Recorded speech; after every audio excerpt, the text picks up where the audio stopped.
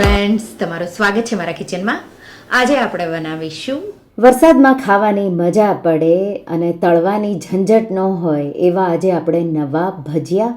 તો આપણે તવા પર 1 ચમચી તેલમાં આ ભજીયા બનાવીશું. બહુ ટેસ્ટી એવા અને ઝટપટ બની જશે. જો તમને મારી રેસિપીઓ ગમતી હોય અને હજુ સુધી ચેનલને સબસ્ક્રાઈબ ન કર્યું હોય તો સબસ્ક્રાઈબ કરજો અને બાજુમાં આપેલી ઘંટી દબાવજો એટલે નવી નવી રેસિપીના નોટિફિકેશન આવે. તો ચાલો બનાવીએ. તો એના માટે આપણે 2 કપ સ્લાઈસ કરેલી કોબી એટલે પાતળી કટ કરેલી કોબી આપણને જોશે. તો આ રીતે અત્યારે જે કોબી છે એકદમ કુમળી એવી મળે અને અહીંયા મેં 1/4 ભાગ, તો કોબીના 4 પાર્ટ કરશો એમાંથી જે 1 ભાગ હોય એ લેશો એટલે તમારે 2 કપ જેટલી સ્લાઈસ કરેલી કોબી રેડી થઈ જશે.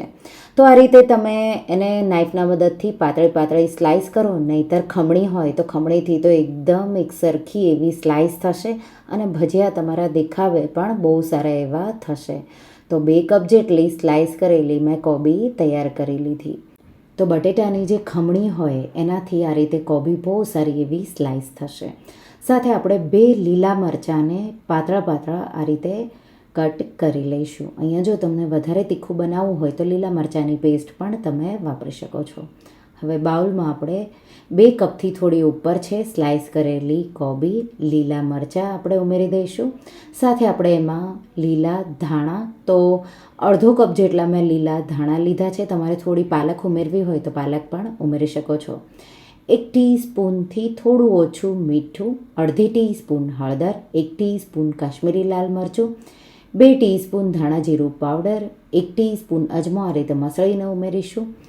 1/4 ટીસ્પૂન જેટલી હિંગ, 2 થી 3 ટેબલસ્પૂન જેટલો શીંગનો પાવડર, તો અધકચરો વાટેલો કાચી શીંગનો જ મેં પાવડર લીધો છે, અને 2 ટેબલસ્પૂન સૂકા નાળિયેરનું ખમણ, સાથે 2 ટેબલસ્પૂન જેટલા સફેદ તલ ઉમેરી દઈશું અને મિક્સ કરી દઈશું.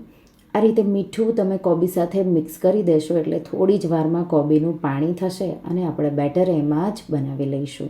તો આ રીતે એકદમ સારી રીતે મેં મિક્સ કરી દીધું. થોડી વાર તમારે એને 5 મિનિટ જેવું રેસ્ટ થવા દેવાનું, એટલે થોડી વારમાં વધારે એવું એમાં પાણી થઈ જશે. તો હું એને 5-1 મિનિટ જેવું સાઈડમાં મૂકી દઈશ. 5 મિનિટ પછી કોબીનું આમાં પાણી થઈ જશે. આપણે મીઠું ઉમેર્યું એટલે તમે જોઈ શકો છો. હવે આપણે એમાં લોટ ઉમેરીશું. તો 4 ટેબલસ્પૂન બેસન, ઝીણો ચણાનો લોટ, અને સાથે આપણે 4 ટેબલસ્પૂન ચોખાનો લોટ. એટલે આપણે એને તળશું નહીં તો પણ બહારથી એ ક્રિસ્પી થશે. એટલે આ રીતે તમારે બેયનું પ્રમાણ એક સરખું લેવાનું. તો એકદમ સારી રીતે મિક્સ કરી દઈશું. આ રીતે મિક્સ થઈ જશે એટલે થોડું તમને પાણીની જરૂર પડશે. તો 1 થી 2 ટેબલસ્પૂન જેટલું પાણી તમારે છાંટી દેવાનું.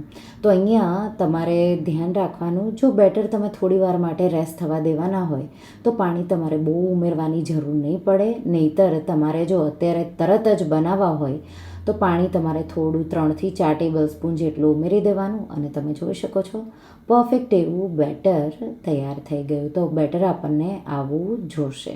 તો તમે જોઈ શકો છો કોટિંગ આવું આવી જશે. હાથમાં તમે નાના પુડલા બનાવી શકો એવું તૈયાર થઈ જશે.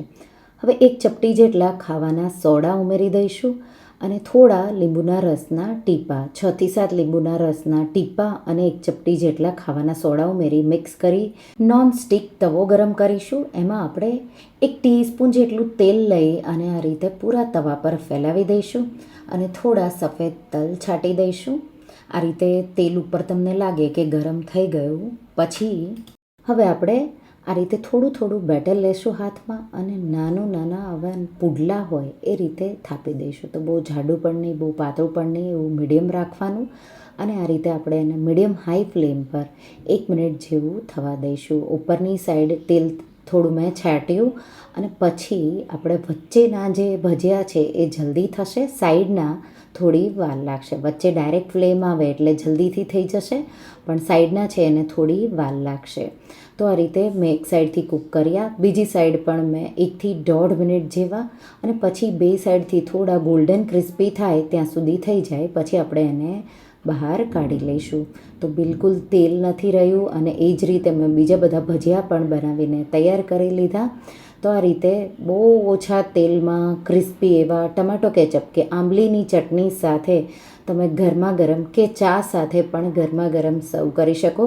તો વરસાદમાં ખાસ કરી આવા ઓછા તેલના કોબીના તવા ભજીયાની રેસીપી એકવાર તમે જરૂરથી ટ્રાય કરજો, તમને બહુ જ ભાવશે. તમને આ રેસીપી કેવી લાગી મને કમેન્ટમાં જરૂરથી જણાવજો. અને જો તમને આ રેસીપી ગમી હોય તો વિડીયોને લાઇક કરજો, શેર કરજો અને મારા ચેનલને સબસ્ક્રાઈબ કરજો. અને આવી જ નવી રેસીપીઓ માટે તમે બેલ આઇકન બટનને પ્રેસ કરજો. Thank you for watching.